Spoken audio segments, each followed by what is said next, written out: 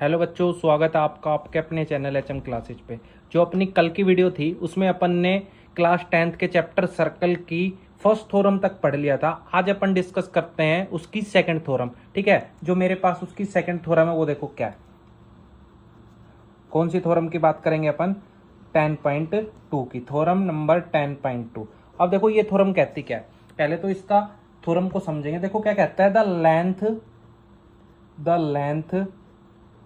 the length of tangent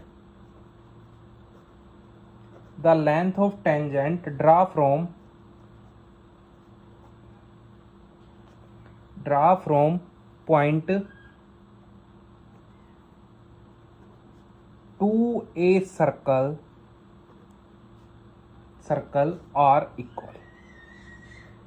देखो क्या कहते हैं ये थ्योरम कहते हैं कि आपके पास एक सर्कल है, ये मैंने एक सर्कल बना लिया जिसका सेंटर क्या हो गया O।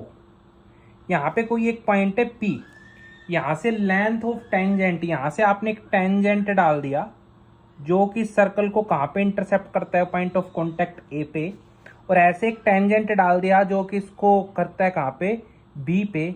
तो आपको प्रूफ करना है, क्या प्रूफ करना है कि जो ये लेंथ ऑफ टेंजेंट होगी इक्वल होगी, इसका मतलब P और P भी इक्वल होगा। तो देखो क्या दे रखा है, गिवन है मेरे पास, गिवन में है मेरे पास क्या है, गिवन है O is the centre of circle, O centre है सर्कल का, एंड P इज यानी एक्सटर्नल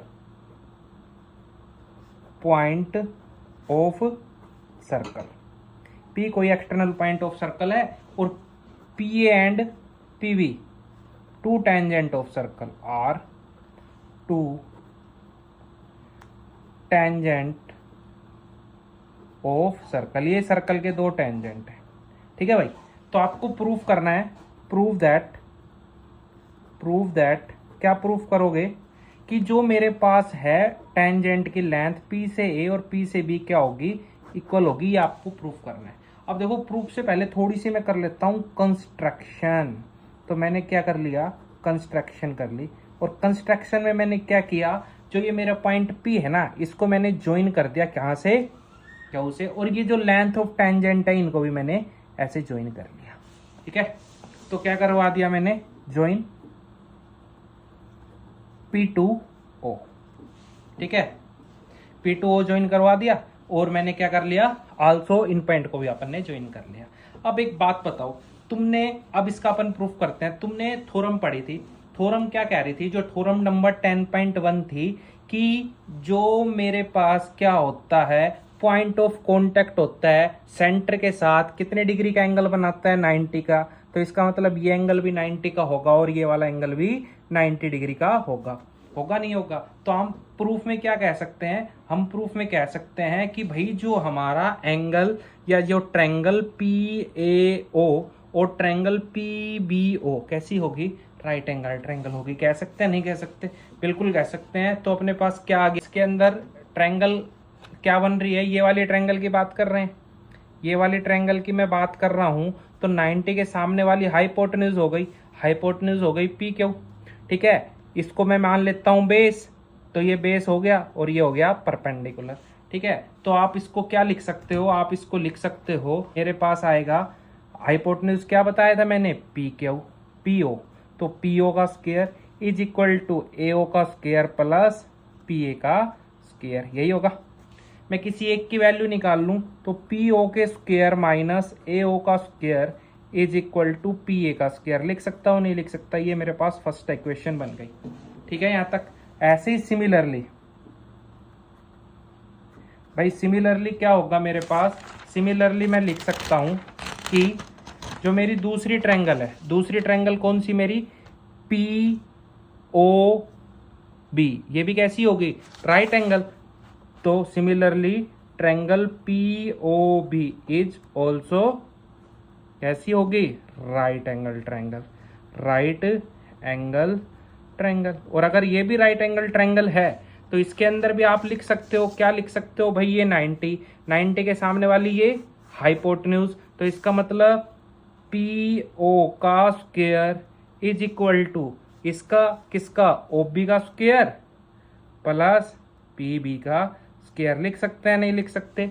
ठीक है, ये अगर मैं लिख सकता हूं तो देखो इसी को ही आगे सोल्व आउट करें, यहीं पे कर लेते हैं अपन, दूसरी बना लेते हैं। तो मैं किसकी वैल्यू निकाल लूँ, पी बी की निकाल लूँ, तो पी ओ का स्क्वायर माइनस किसका, ओ बी का स्क्वायर इज इक्वल टू कितना आ गया, ये मेरे पास आ गया पी बी का स्क्वायर।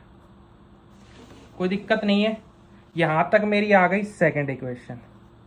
ठीक है, ये मेरी कौन सी इक्वेशन आ गई भाई, सेकंड इक्वेशन आ गई। जैसे ही मैंने क्या किया, मैं कंस्ट्रक्शन में अपन ने क्या कह दिया, कंस्ट्रक्शन में अपन ने कह दिया कि अपन ज्वाइन कर रहे हैं पी से ओ। पी से ओ को जैसे ही मिलाया, अब मैंने देखो एक थ्योरम पढ़ी थी जो 10.1 थी, वो क्या कहती थी, वो आपको ये बोलती थी कि जो टेंजेंट है पॉइंट ऑफ कॉन्टैक्ट सेंटर के साथ कितने डिग्री का एंगल बनाता है, 90 डिग्री का। अगर ये 90 डिग्री का एंगल है तो ये कैसी ट्रायंगल हो गई, राइट एंगल। ऐसे ये एंगल भी 90 डिग्री का है तो ये भी कैसी हो गई, right angle.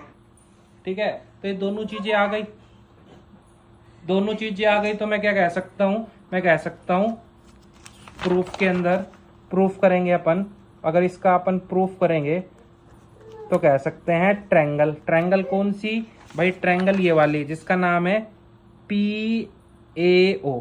Triangle P A O is right angle triangle.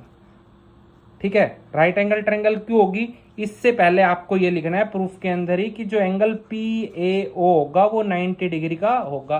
क्या लिखेंगे, ये एंगल कितना होगा, 90 डिग्री का होगा। क्यों होगा, क्योंकि आपने थ्योरम पढ़ी थी। आप डायरेक्ट भी बोल सकते हो कि the angle made by centre and point of contact of a circle. ठीक है, ये बात आप बोल सकते हो, या थ्योरम 10.1 में ये बोला था। अगर ये राइट एंगल ट्रायंगल होगी तो इसके ऊपर एक थ्योरम लगेगी according to Pythagoras theorem. Pythagoras theorem क्या कहती थी, राइट एंगल ट्रायंगल है कि भाई हाइपोटेन्यूज का स्क्वायर। अब देखो हाइपोटेन्यूज इसके सामने ये है तो पी ओ का स्क्वायर इज इक्वल टू किसके बराबर हो जाएगा भाई, वो बराबर हो जाएगा ए ओ का स्क्वायर प्लस पी ए का स्क्वायर। लिख सकता हूं नहीं लिख सकता? ठीक है, अब मैं क्या करूं, मैं ए ओ की साइड निकाल लूं, तो मैं ए ओ निकालूंगा पी ओ का स्क्वायर माइनस ए ओ का square is equal to P A का स्क्वायर। लिख सकते हैं। अगर इसको हम आगे करेंगे तो अपन ने क्या लिखा था, अपन ने लिखा था पी ओ का square is equal to A O का स्क्वायर प्लस पी ए का स्क्वायर, यही लिखा था। अगर मैं इसको ऐसा लिखूं पी ओ का स्क्वायर माइनस पी ए का square is equal to A O का स्क्वायर, तो ये मेरे पास इक्वेशन फर्स्ट बन जाएगी। ठीक है, सिमिलरली मैं क्या कह सकता हूँ, सिमिलरली मैं कह सकता हूँ कि जो मेरे पास ट्रायंगल है, कौन सी ट्रायंगल भाई, ये जो मेरी दूसरी वाली ट्रायंगल बन रही है ये वाली P O B. Similarly in triangle P O B, इसके अंदर देखो कि भाई अगर ये 90 है तो इसके सामने वाला मतलब पी ओ का स्क्वायर इज इक्वल टू किसके बराबर, किसी को हाइपोटेन्यूज, किसी को क्या मान लो आप, परपेंडिकुलर, तो पी बी का स्क्वायर प्लस ओ बी का स्क्वायर। ठीक है, मैं इसी को ही लिखूंगा तो पी ओ का स्क्वायर माइनस पी बी का स्क्वायर इज इक्वल टू अपन इसको लिख सकते हैं ओ बी का स्क्वायर। ये आपके पास सेकंड आ गई। ठीक है, यहाँ तक। अब एक बात बताओ मेरे को, फिगर में देखो ये जो आपकी ए ओ है और ओ बी है इक्वल होगी नहीं होगी, बिल्कुल होगी, रेडियस है सर्कल की। देयरफॉर ऑल्सो कह सकते हैं A O is equal to O B, क्या आएगी, radius of circle. Radius of circle, अगर ये रेडियस ऑफ सर्कल है तो from equation first and second, first और सेकंड से क्या कह सकता हूं, जब अगर ये इक्वल है तो इनका स्क्वायर भी इक्वल होगा, तो अगर राइट इक्वल है तो लेफ्ट भी इक्वल होगी। इसका मतलब पी ओ का स्क्वायर माइनस पी ए का स्क्वायर इज इक्वल टू होगा पी ओ का स्क्वायर माइनस ओ बी का स्क्वायर। तो यहां से ये कट गया, माइनस से माइनस हट जाएगा, तो ये क्या हो गया, ओ बी का स्क्वायर। और जब पी ए और पी बी का स्क्वायर इक्वल है तो पी ए भी किसके बराबर होगा, पी बी के। और यही आपको प्रूफ करना था। ठीक है, तो नेक्स्ट जो वीडियो होगी उसमें अपन बात करेंगे 10.1 और 10.2 के क्वेश्चनों के बारे में।